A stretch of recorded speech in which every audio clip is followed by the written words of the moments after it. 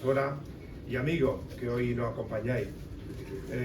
Tengo que decir que es un inmenso honor y un privilegio, como alcalde de Cuevas de la Almanzora, estar aquí hoy para la presentación del libro de mi vida militar y mi anécdota, de nuestro querido paisano.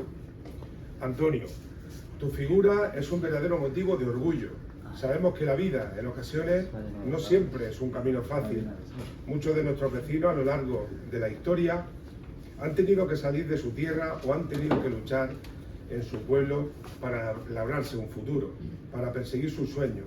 Y tú, querido general, eres un claro ejemplo de esa tenacidad, de esa capacidad de superación que nos caracteriza a todos los cuevanos y cuevanas. Tu carrera militar, marcada y llena de honores, y como bien indica el título de tu libro, de anécdotas de todo tipo, es el reflejo de una vida dedicada con pasión y convicción a una vocación. Desde tu inicio hasta alcanzar el grado de general de la brigada del ejército, has demostrado que cuando uno se entrega a lo que verdaderamente le apasiona con firmeza y sin dudar, los éxitos se van consiguiendo. Este libro es más que una autobiografía, es un testimonio de vida, un legado de experiencia y, estoy seguro, una inspiración para todos nosotros. Nos permitirá ver los retos, las alegrías, las dificultades y los momentos importantes de una trayectoria profesional excepcional. Nos ayudará a entender la importancia de la disciplina, del compañerismo y el servicio, valores que han mostrado en tu vida militar. Quiero felicitarte, Antonio, de corazón, por el gran trabajo que has hecho durante toda tu carrera militar, por tu valentía al compartir tu vida, por tu generosidad al abrirnos tu memoria. Este libro no solo mejora nuestra biblioteca, sino también la historia de nuestro pueblo al contar la vida de uno de sus hijos más destacados. Que tu ejemplo inspire a los jóvenes de Cuevas a seguir con pasión, con la misma convicción y firmeza que tú. Que sepan que el origen, a veces humilde, nunca debe impedirle alcanzar sus metas más altas. Gracias, querido Antonio, por hacer y sentirnos orgullosos cuevanos con tu presencia y con tu libro. Ahora le voy a pasar la palabra a Enrique Fernández Bolea, que segura va a detallar muchísimo más su trayectoria profesional y va a desmenuzar el libro con mucho más detalle, pero quiero terminar diciéndole por lo que he empezado en mi intervención, que estamos muy orgullosos de su persona, de que represente al municipio de Cuevas y por supuesto por los logros que ha conseguido durante su trayectoria. Hoy un día muy importante por la presentación y su presencia aquí en su pueblo, en Cuevas, y de verdad que solamente hay que ver cómo está la sala de nuestro castillo para ver la presentación de su libro. Enhorabuena, bienvenido y de verdad que es un orgullo acompañarte. Gracias.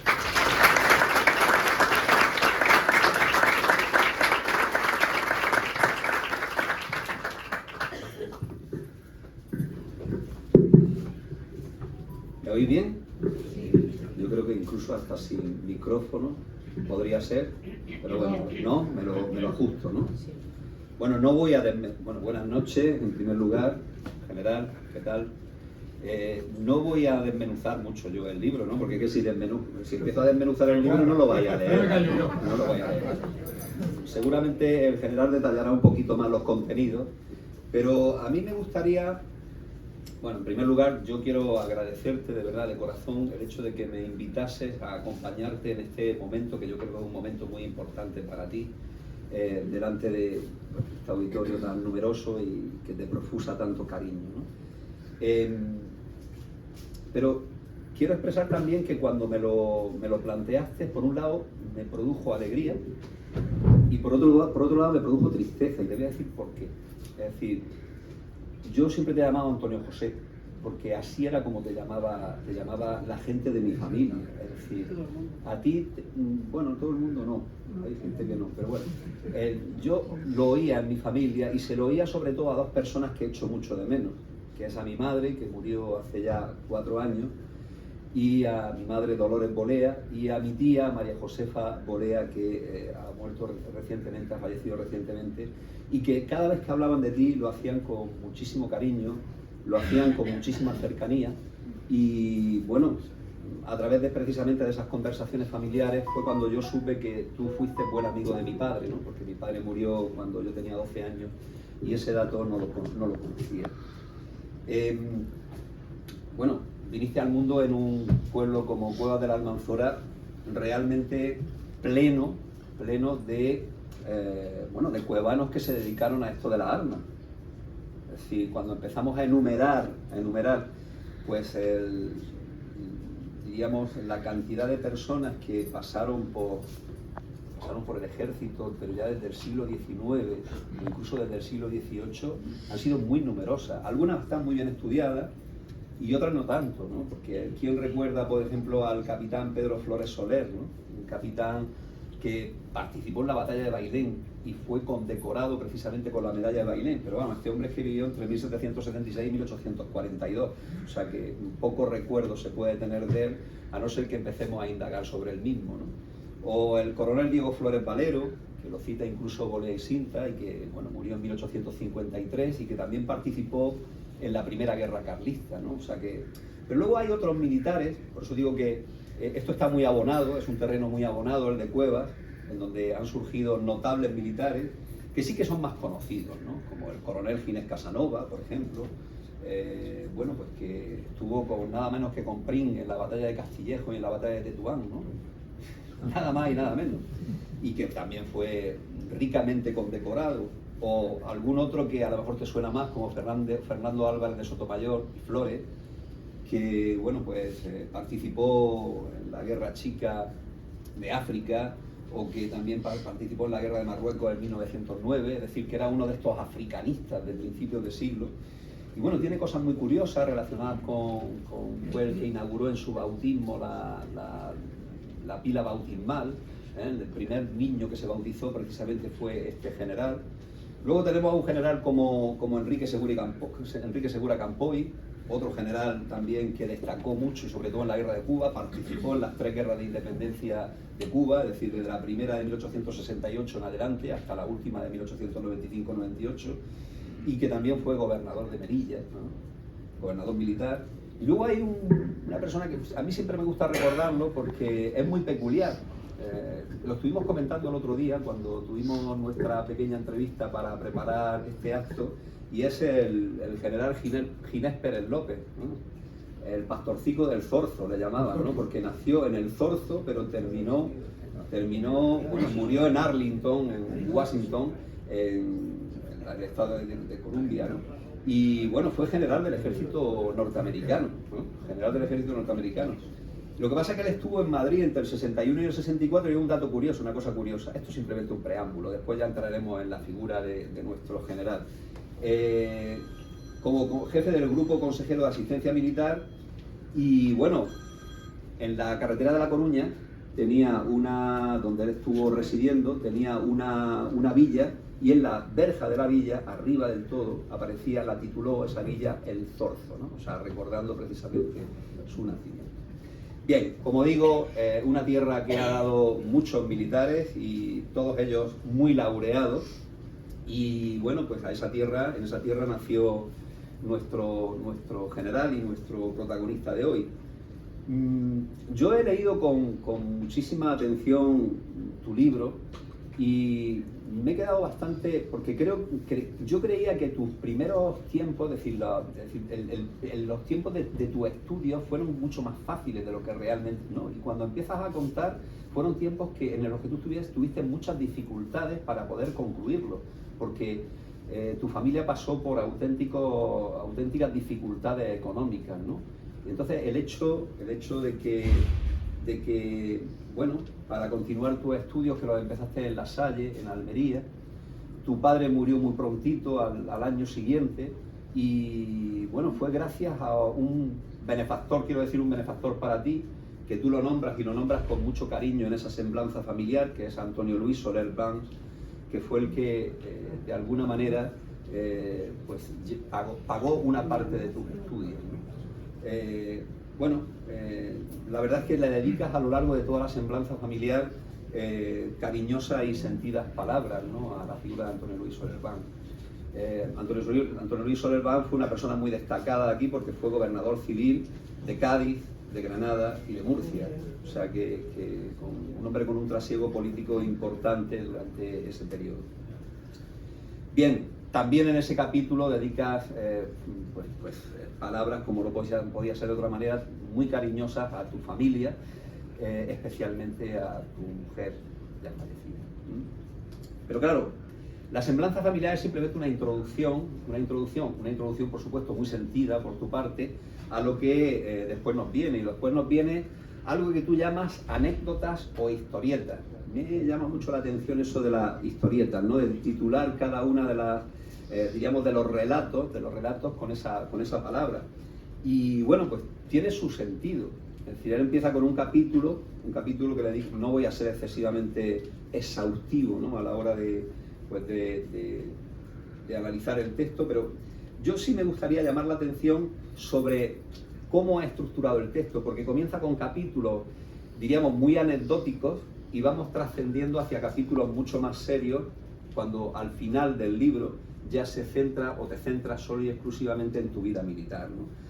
Y el primer capítulo, desde mi punto de vista, es muy atractivo, pero muy atractivo por lo que descubre, porque descubre toda una experiencia, toda una vivencia. Tú lo titulas En el Sáhara, en la Legión, un periodo que tú pasaste allí entre 1959 y 1961. Un momento que es un momento histórico ciertamente complicado, porque Marruecos acababa de independizarse en el 56, manteníamos el Sáhara al sur, pero es que también manteníamos un territorio muy chiquitito, que era Sidi Ifni, totalmente rodeado por el nuevo reino de Marruecos. Y en esas el recién salido de la Academia Militar, Antonio José, pues yo creo que lo solicitaste además de forma voluntaria, si no me equivoco, pues te destinas tú mismo al Sáhara. Y bueno, ahí lo que yo he sacado en claro de la experiencia, esas anécdotas, esas historietas que tú cuentas, es sobre todo esa relación tan sumamente, ¿cómo te diría yo?, de compañerismo, esa relación tan cercana con tus compañeros, esa relación que además, una relación que, bueno, es uno de los fundamentos de la Legión también, ¿no?, el de todos a una y que todos tenemos que estar ahí, pero tú vas recordando a lo largo de esas vivencias que vas expresando ahí a cada uno o a muchos de tus compañeros, a aquellos que eran más allegados, y de todos y cada uno de ellos cuentas alguna anécdota, algunas de ellas muy graciosas, ¿no?, que tienen incluso una conexión con capítulos posteriores, ¿no? Me viene ahora a la cabeza, por ejemplo, la historieta de las gacelas, ¿no?, que tú reiteras constantemente, que entonces abundaban mucho más en el Sáhara. Es decir, se organizaban cacerías de gacelas en el Sáhara, sobre todo cuando llegaban los norteamericanos, y coincidíais allí todos. Pero claro, eso de salir de ocio a cazar, no solamente a mejorar el menú, porque el menú era bastante escaso y bastante, más que escaso, era así, más bien monótono, ¿no? Entonces, eso de introducir gacela, es decir, carne de caza, pues le daba otra, diríamos, le daba otra variedad. Pero claro, también las gacelas fueron motivo en un momento determinado de que te perdieses en el desierto y lo hicieses con tu batallón, ¿no? Te perdieses con tu batallón, es decir, quisisteis seguir a las gacelas, os desviasteis completamente y a punto estuvisteis de morir en el intento. Son una serie diríamos, de episodios que, bueno, si vistos con la distancia que los ve el lector, lo que los vemos nosotros, son divertidos, pero realmente vistos desde la experiencia, de tu experiencia, viviendo in situ eso, debió ser una cosa como muy complicada en su momento, ¿no? Ese primer capítulo está profusamente ilustrado, es decir, es el capítulo más ilustrado de todo el libro, con una colección de fotografías muy atractivas, algunas de ellas muy bonitas, porque claro, sí hay algunos acontecimientos, como por ejemplo la llegada, es decir, la visita de los altos mandos a los distintos campamentos, que sí, que también son fotografiadas, pero yo creo que tú aquí lo que has querido resaltar precisamente a través de esas fotografías es de nuevo esa camaradería, es decir, la relación que tú mantenías con el resto de tus compañeros, ¿no? Y eso se refleja perfectamente en la colección de fotografías que adornan ese primer capítulo, ¿no? Bueno, es un capítulo largo, pero merece la pena, merece mucho la pena. Luego entras en un segundo capítulo, claro, porque tú vas a vuelves a Aranjuez, y dice esto es la noche y el día. De pronto vienes del Sáhara en el 61 y lo primero que dices es que te vas a una piscina de Aranjuez y lo primero que valoras es cómo ha cambiado el tiempo y la cantidad de muchachas guapas que hay aquí bañándose, ¿no? O sea, que eso es una de las valoraciones que tú haces de tu nuevo encuentro con la península, ¿no? Está bien, está bien. Bueno, lo que te decía es que el segundo capítulo, que lo titula Mi amigo vino, el Jordano, ¿no? El Jordano, es otra etapa, una etapa completamente distinta que va a comenzar en 1970 y te lleva por otros derroteros. Sin nada, el Sáhara queda atrás y ahora pues nos encontramos con Estados Unidos, es decir, nos vamos a Norteamérica, porque en Norteamérica ha sido seleccionado, ¿no?, con 14 oficiales más de países aliados de Estados Unidos, pues para frecuentar o para asistir a un curso avanzado de oficiales del arma, un curso avanzado de oficiales del arma acorazada. Lo tengo aquí apuntado porque era... Y ahí es donde tú conoces a este Vino, ¿no?, Vino, que también era un oficial jordano, con el que después vas a entablar, allí va... Bueno, la verdad es que este capítulo es muy bonito, porque sobre todo se fundamenta en el contraste, ese contraste cultural, que además lo pone muy de manifiesto, que tú te vas a encontrar cuando llegas allí a Estados Unidos, y con el que te tienes que adaptar. Y luego hay un episodio precioso, que es cuando llega tu familia, esa Navidad en la que llega tu familia y tú tienes que ir a buscarla al aeropuerto, haciendo ¿cuántos? 1000 kilómetros para poder ir a... 1200. 1200 kilómetros para poder recoger a tu familia con un nevazo que te cayó de esos increíbles, ¿no? Bueno, pero te reuniste con la familia. O sea, que quiero decir que en el libro de Antonio José, pues sí, hay mucho de vivencial, pero hay también mucho de anécdotas vistas con la perspectiva divertidas, ¿no? Son divertidas desde la perspectiva, pero que como dice él, cuando yo llegué al aeropuerto, lo dices tú en el libro, dice, cuando llegué al aeropuerto me temblaba todo el cuerpo, ¿no? Es decir, después de haber hecho esos 1200 kilómetros en las condiciones que lo había hecho, ¿no? Pero bueno, lo curioso de este Vino es que te lo vas a encontrar después, y tú en ese momento eras teniente, ¿no?, cuando te lo vuelves a encontrar. Comandante, perdón. Tú eras comandante y sin embargo él ya... General que mandaba la división acorazada jordana. La única división que tenía Jordania la mandaba él. O sea, ¿cómo se ascendía allí y cómo se ascendía aquí? Nosotros teníamos un tapón. Bueno, pues allí estuviste en la Escuela de Armas Acorazada del Ejército en Fort Knox, ¿no es así? Sí. Kentucky. Kentucky. Que sí, que hablas del pollo, del famoso pollo que ahora se ha universalizado, pero que tú lo probaste allí por primera vez y, bueno, tampoco era tan meritorio, ¿no? Bueno, entramos quizás en cosas más serias cuando le dedicas un capítulo a Juan Carlos I, al rey Juan Carlos I. Y en ese capítulo, bueno, tú partes de que fuiste compañero de Juan Carlos I en la Academia Militar, él cursaba el primer curso y tú el segundo curso, pero que sí que os conociste y después tuviste una relación, porque coincidíais en muchos lugares, ¿no? Y luego ahí haces una defensa que me parece muy interesante, porque no lo voy a desvelar, pero alguna cosa descubre sobre el 23 de febrero, el golpe de Estado del 23 de febrero, que tú, bueno, pues te pilló en primera línea, y bueno, ahí habla sobre el comportamiento del monarca en ese momento, y bueno, trata de ahuyentar determinadas opiniones que se han vertido precisamente sobre la actitud del monarca durante esa hora. No voy a desvelar nada más, lean ustedes lo que Antonio José de primera mano nos cuenta en ese relato. Pero te metes a historiador, de pronto creo que te metes a historiador. Sí, además no lo haces nada mal. Cuando trata sobre Egueriben, es decir, cuando trata sobre el desastre de Asuán, y hay un capítulo ahí que se lo dedica precisamente a eso. Y en ese capítulo te dedicas a investigar sobre el informe Picasso. Es decir, el desastre de Asuán fue algo que nos marcó históricamente.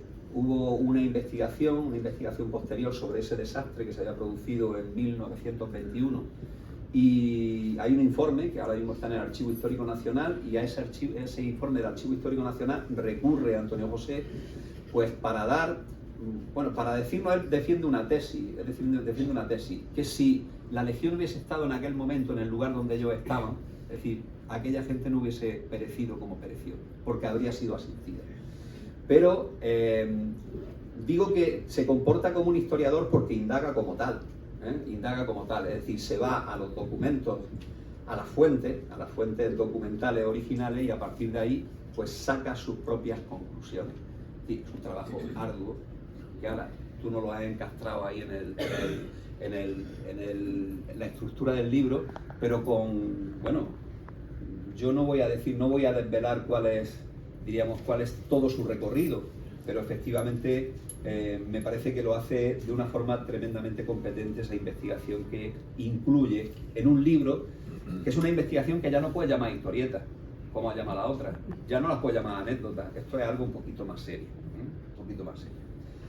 Y luego, bueno, aparte de otros capítulos muy cortitos que dedica sobre todo a compañeros, hay uno sobre el teniente coronel que no se quería casar, y la conclusión final, que tampoco la voy a decir, la dejo para que vosotros la descubráis, pero que es muy graciosa.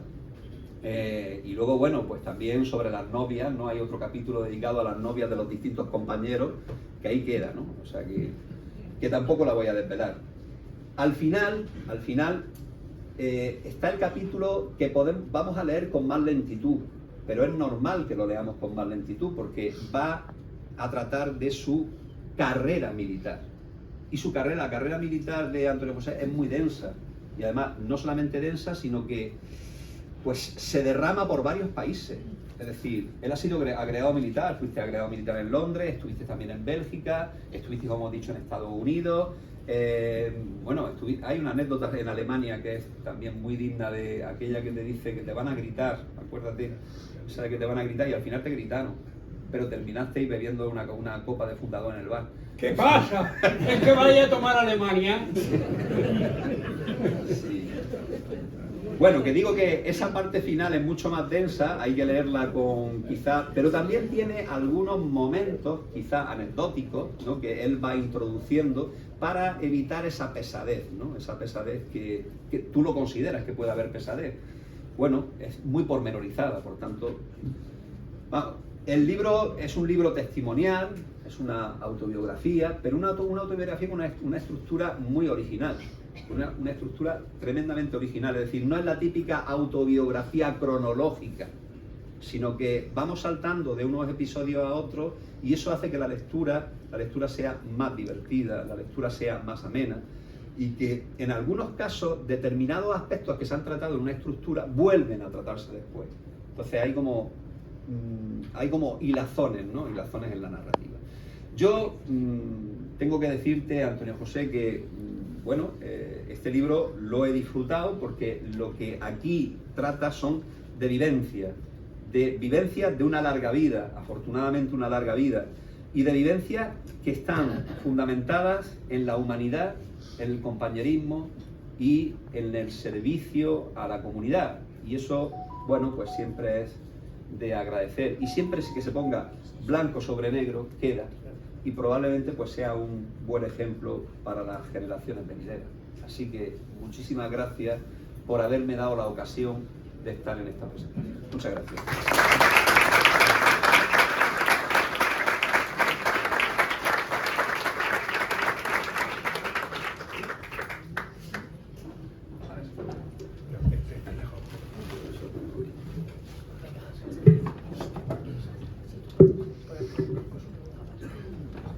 Vamos a ver. Creo que se me oye por ahí. Quiero empezar agradeciendo a todos vuestra presencia en este acto. Y muy particularmente las palabras tan cariñosas del señor alcalde. Yo, a la hora de fijar la fecha, lo primero que hice fue consultar que él pudiera venir. Desde el principio me dijo, y me ha sorprendido la palabra, porque yo lo conozco, pero Es un hombre muy sensible y muy cariñoso. A mí me lo ha demostrado ahora mismo. Me has dejado que no sabía qué decir. ¿Es verdad? Y a Enrique, 3/4 de lo mismo.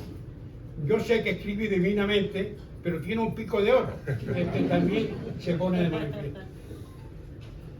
Y ahora, pues, no tengo más remedio que agradecer también a una señora que hay por ahí sentada, que se llama Pilar. Y si no fuera por su ayuda, no estaríamos aquí ahora celebrando esto.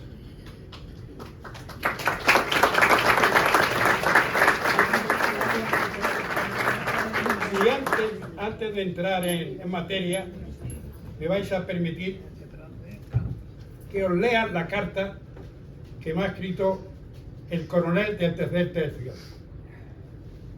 Yo hubiera querido que en este acto se hubiera sentado con nosotros un representante de la Legión, porque como digo en el libro, por una serie de circunstancias, mi destino en la Legión me marcó para toda la vida, porque eran unas circunstancias muy especiales que ya veremos si soy capaz de explicaroslo. El coronel jefe del tercio Don Juan de Austria, tercero de la Legión, Viator, Almería. Me lo dije a mí, mi general.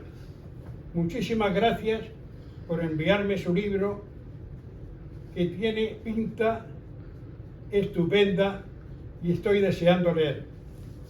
Desgraciadamente, ni yo ni ninguno de mis dos tenientes coroneles podremos acompañarle en su presentación el día 27, debido a que tenemos otro compromiso institucional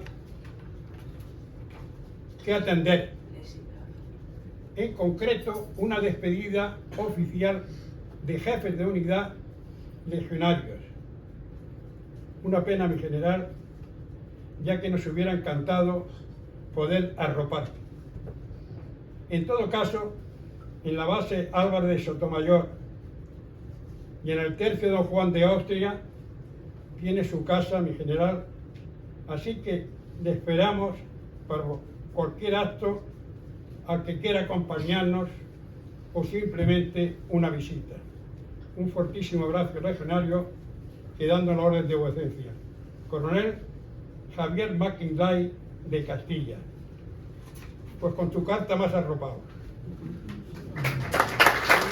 Nos recordamos con cariño a la Legión aquí. Y ahora ya no me queda nada más que,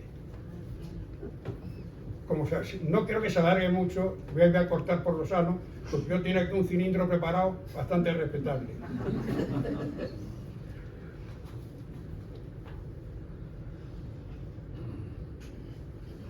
El libro que publico, el primero que publico, lo publico con más de 90 años. No creo que haya muchos españoles que publiquen su primer libro con más de 90 años. El refrán dice que nunca es tarde si la dicha es buena. Para mí, la dicha es buenísima al veros aquí a vosotros. Y la felicitación.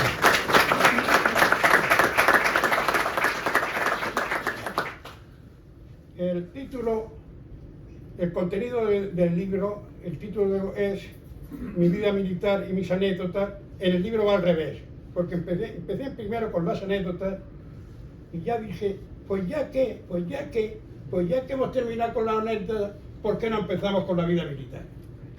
Y entonces, primero puso luego la vida militar, y en la vida militar, el último destino que tuve fue un destino puntero, porque yo era el que mandaba la división de planes y organización del Estado Mayor Conjunto del jefe del Estado Mayor de la Defensa. La unidad más importante de planeamiento que tienen las Fuerzas Armadas Españolas. No sois profesionales. Cuando digo Estado Mayor Conjunto, muchos no tenéis ni idea de qué es eso. Cada ejército tiene su Estado Mayor. El Ejército de Aire son pilotos, la Marina tiene la Fuerza Naval, el Ejército de Tierra, pero conjunto no lo tienen nada más que cuando hay representación de los tres Estados Mayores.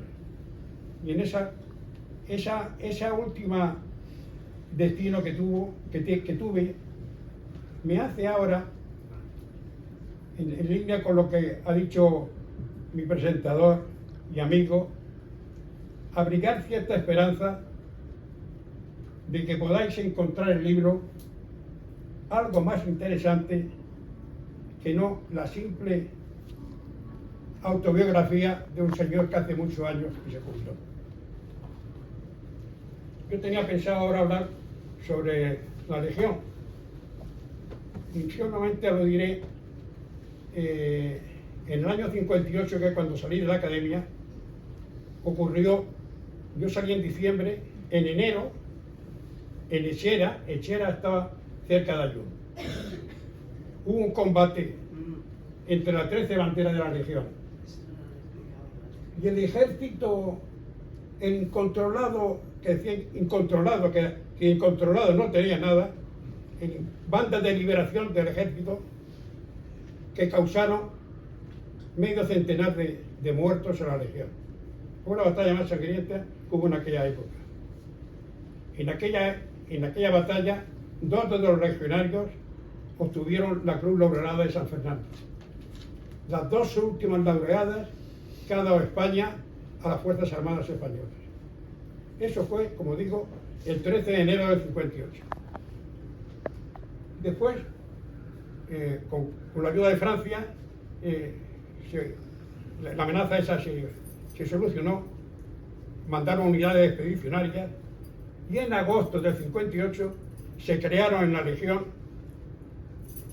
2 grupos de caballería,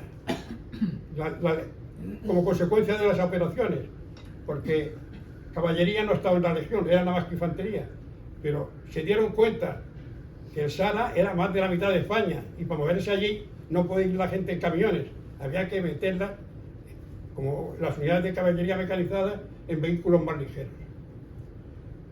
Entonces, los 2 grupos, uno era para estar con el tercer tercio en el subsector norte del Sala y otro en el subsector sur, era el tercer tercio y el cuarto tercio. Los 2 grupos se crearon en Ayun, que era donde estaba el peligro. Yo digo en esto que mi grupo, que era el del sur, como el peligro estaba en el norte, nos pasamos un año entero en el norte, que fue el 59. Hasta diciembre del 59 no pasamos al sur. Pero es que en marzo del 61, como consecuencia otra vez del paralelo 2740, había jaleo, nos mandaron arriba. Y cuando nos mandaban, cuando llegábamos allí, al Meselle, al Farsía, al Chera, no había nada ni nadie. Unidades aposentadoras, eso se ha inventado después, en aquella época nada.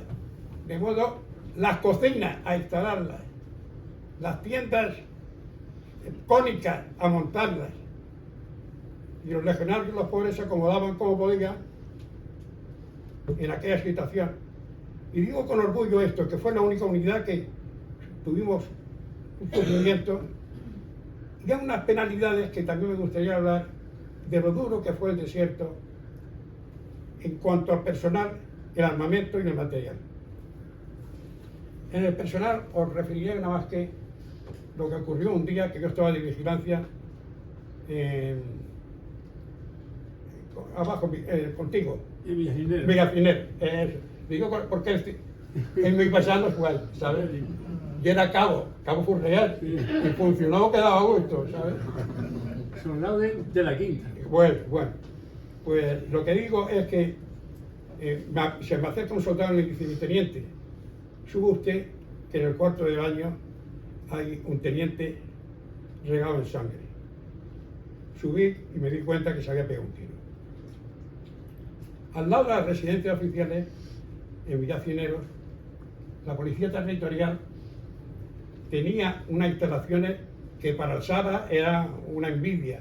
Campos de tenis, piscina, un bar. Pues aquella tarde estaba comentando el suceso con Fernando Mandares, un compañero, un capitán legionario y yo. El capitán legionario era bastante mayor que nosotros. seguramente estaba a punto de jubilarse. Y dijo, así vamos a acabar todos. Fernando y yo nos miramos y cuando salimos de allí fuimos en busca del comandante de la bandera y se lo dijimos. Y comandante, mira lo que está diciendo el capitán. El capitán salió de permiso rápidamente y no sé si volvería o no ya al Sara. El Sara era muy duro y el pobre que se suicidó era un teniente de oficinas militares mayor, que fue forzoso. El separarlo de la familia no lo pudo aguantar. Era duro para nosotros, tenientes jóvenes, y que íbamos voluntarios. Cuanto más para este pobre hombre, que al final de su vida lo mandan allí. Cuento cosas sobre el sexo en el Sara, que leeron el libro y lo pasaréis bien. Me lo visto. En cuanto al armamento, y creo también y a los vehículos de dotación, para ver de qué manera influyen en el desierto. Y teníamos de dotación el CEDME, que algunos que hicieron la Mini lo conocéis. Es un fusil de asalto muy bueno. Y en el año 59 pasé yo por Vilencerán, el Pozo de Nazareno. Es un sitio que estaba a mitad de camino entre el Ayun y Argud. El Argud, exactamente, el Argud. Eso. Bueno, pues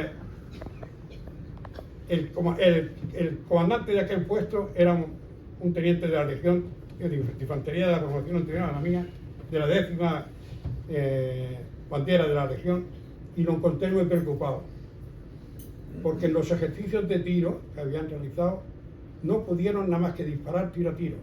Era un fusil automático para hacer tiro ametrallador, pero se metía la arena por todos lados. Lo llevaban liado con trapos, ¿sabes? Pero era el sabotaje de la arena. Pues 3/4 de lo mismo que pasaba con el armamento, pasaba con los vehículos. Teníamos de dotación unos camiones Ford Ka. Eso. Lo normal era, cuando íbamos a un sitio, ver el Ford Ka parado, con el capó levantado, en la dirección del viento, esperando a que se enfriara. Y los vehículos, el Jeep Wheel que teníamos de dotación, famoso en la Segunda Guerra Mundial, mostró un defecto. Perdón un momento.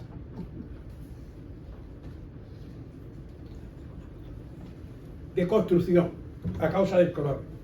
Y era el circuito de entrada de carburante, tenía una aguja que a causa del calor, se quedaba pegada en la tapa del carburador. Entonces, la primera vez que yo presencié cómo ponían el coche en marcha, porque eran los mecánicos de segundo escalón, sacaba de un martillo y le arreaba un martillazo, ya puede arrancar. Y el coche arrancaba. Y era porque se desprendía la aguja esa, y entonces ya entraba, ella funcionaba.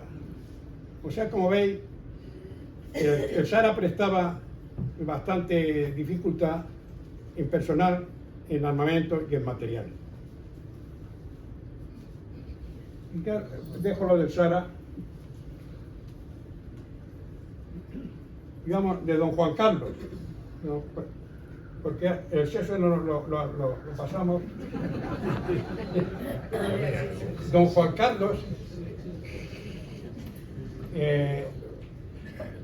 un día que yo estuve vigilando, formando su sesión de clase, él, que era muy agradable, estaba yo leyendo un libro y tenía como guía una tarjeta de la Centuria Cardenal Cisneros. Y entonces me tapó los ojos por detrás y me preguntó que si yo era de eso. Y yo le dije que sí. Frente a juventudes de aquella época. Total, estuvimos bromeando como consecuencia de eso, de que no éramos muy monárquicos los de juventudes. Luego también, para escándalo de los tiempos que corren, alguna vez que estuve hablando con él en la enfermería, también le decía, tú ten cuidado con tu padre, que tu padre le dé el respeto y cariño, pero hace unas declaraciones que en contra del régimen, aquellas cosas, esas cosas. Y con él luego lo vi mucho, porque yo estuve 7 años en la escuela de Estado Mayor, entre alumno y profesor. Y el rey siempre iba a la escuela a presidir la entrega de fajas. Y concretamente, el 23F, él fue un mes y un día antes, porque el año 81 fue, en febrero del 81 fue cuando el 23F. Él estuvo en enero del 81. Y entonces me dijo que había que hacer un cambio de mentalidad en el ejército. Él me veía con la simpatía y con la tranquilidad que yo lo veía él de aquellos años, ¿sabes? Y me dice, esto hay que cambiarlo, esto hay que cambiarlo. O sea, luego decían algunos que si estaba implicado y que en última hora, que no es cierto, no es cierto. Él, en la tarde del 23F, porque él salió de uniforme ya el 24, que es cuando paró aquello, pero a las 8 de la tarde del día 23, por teléfono, estaba oyendo el capitán general de Madrid, no, era el GEME, que había sancionado al capitán de Valencia, y estaban el rey hablando por un lado con el capitán de Valencia y por otra parte con este que decía que lo estaba oyendo. Él defendió la Constitución ya a las 8 de la tarde. Y antes fue cuando el Consejo de Regencia le propuso que sucediera a Ana Navarra, le propuso una terna, él escogió a Adolfo Suárez. Podía haber elegido a cualquier otro. Adolfo Suárez, en 9 meses, cambió por completo la problemática nuestra, hizo una transición modélica. Yo estuve en Checoslovaquia y se quedaban admirados de la transición española. Eso fue Adolfo Suárez. Y ahí también en mi libro cuento una cosa en relación con eso, que es el agradecimiento, lo diré exactamente, es la deuda tan grande que contraímos los españoles con 2 tenientes generales. Uno era el capitán general de Madrid y otro, mi paisano, Emilio Casinello. Andrés Casinello, Emilio era el hermano. Andrés Casinello era el jefe de inteligencia en aquella época, y Adolfo Suárez le encargó las gestiones con Terradella, con el de Paracuello, con Carrillo y con Felipe González. Y hizo un papel extraordinario. El rey Juan Carlos, en el entierro del capitán general de Madrid, que lo asesinó ETA 2 o 3 años después de esto, dijo: Guillermo, nunca sabrá España lo que te debe, porque es verdad. Quintana fue el que paró a la división acorazada. Si la división acorazada sale y toma Madrid, estamos otra vez en el año 36. Lo paró él. Pero es que Andrés Casinello hizo una labor que da pena que un almariense como es haya pasado en el anonimato. Una labor digna de agradecer. Y por eso yo en mi libro lo recuerdo. Y ya paso ya también esto. Y ahora vamos a hablar de mi vida militar.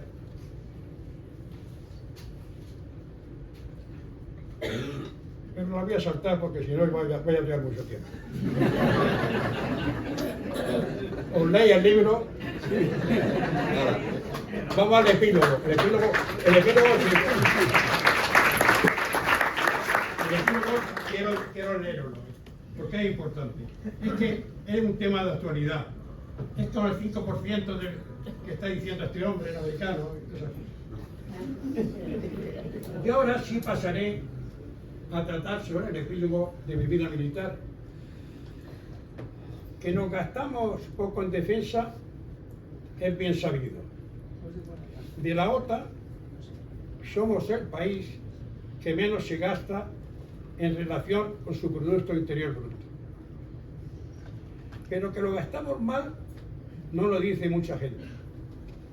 No es una noticia que se prodigue en la prensa, salvo la interesada crítica de Israel al no comprarle la munición que necesita la Guardia Civil. Esto último. Yo sí lo digo que lo gastamos mal.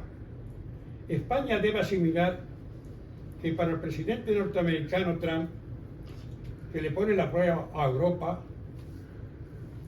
Marruecos es un aliado estratégico importante en África, donde le ayuda a disminuir la influencia china y rusa en ese continente, a cambio de una mayor asistencia militar de tecnología avanzada. Esa nueva realidad hace que debamos tomarnos mucho más en serio las pretensiones de Marruecos, que prácticamente desde su independencia en 1956 ha estado reclamando como suyas las ciudades de Ceuta y Melilla, lo que constituye una amenaza a nuestra seguridad nacional. España necesita ahora, más que nunca, contar con un potencial militar que disuada a Marruecos de una agresión a esas ciudades. Es importante tener en cuenta que el artículo 5 del Tratado de Washington, que establece la base de la OTAN, estipula que un ataque armado contra uno o más miembros de la OTAN, que sea en Europa o América del Norte, se considerará un ataque contra todos ellos. Ceuta y Melilla, al estar en África, no están incluidas en ese artículo 5.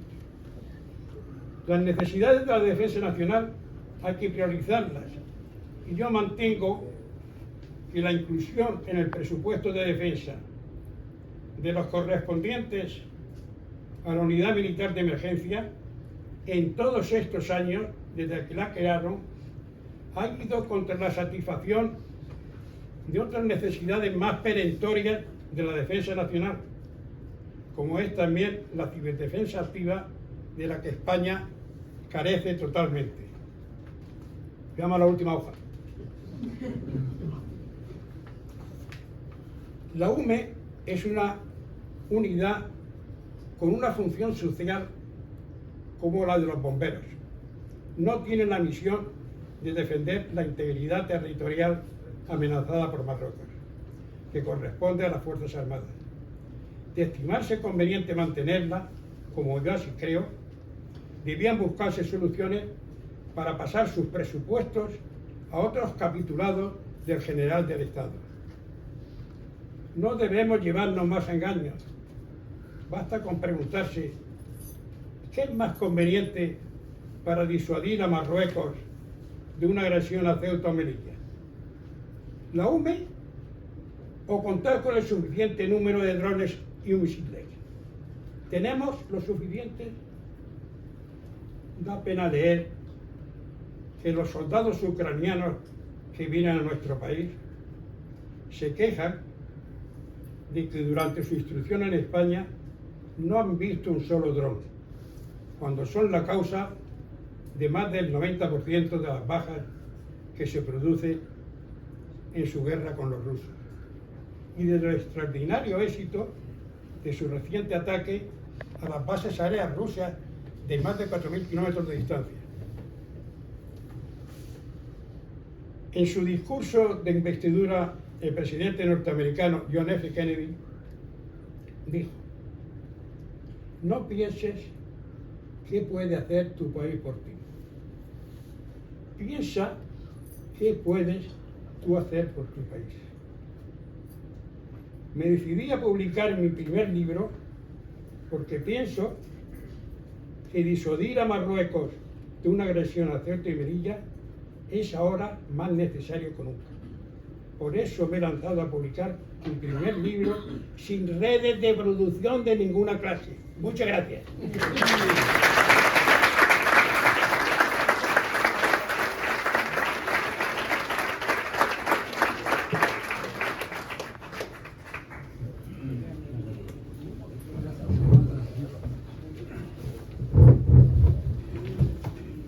Los que quieran alguna cosa firmar, venid para acá.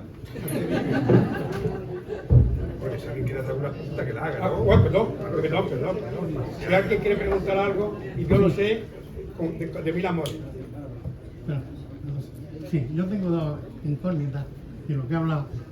Que una es lo de en el Sáhara, la 13 bandera no tuvo muchas bajas por desconexión con el Canarias. Eso usted lo conocerá mejor que todo lo que diría yo en el 60 sobre eso. Si tuvo la baja por... Si había desconexión entre Canarias y la 13 bandera que equivocadamente bombardeó a la Legión, como se habló en aquel tiempo. No, yo no desconozco eso. Lo que sí sé es que el Chera, porque es que fíjate, la primera misión que le mandaron a mi grupo fue precisamente en donde tuvo lugar el combate del 13 de enero. Y yo recuerdo que nosotros teníamos el armamento mejor lo teníamos en el techo de los trumpis. Y éramos unidades de caballería, y la caballería es muy buena en sus vehículos, pero pilla tierra es una mala infantería. No teníamos trípode por las ametralladoras. Para poder bajar en Echera, donde ocurrió, donde el desastre de la 13 bandera, porque fue una emboscada, porque en la parte de Echera la saque Alejandra se ensancha mucho. La legión pues, cayó allí y le prepararon la emboscada. Y entonces nosotros cuando bajamos allí, pues, de alguna manera con los legionarios le poníamos un cabezal en la espalda, tal, el caso es que bajamos con los ametralladoras. No he oído yo nada de eso. Pues si yo se leía en las revistas de aquel tiempo después que los insurrectos, los moros, habían puesto banderas cerca de la Legión, habían puesto banderas españolas marroquíes cerca de la Legión. Y entonces en Canarias, desde la costa, bombardeó a esa situación por falta de desconexión. Y entonces, claro, muchísimas bajas. Bueno, si no lo sé. No sé.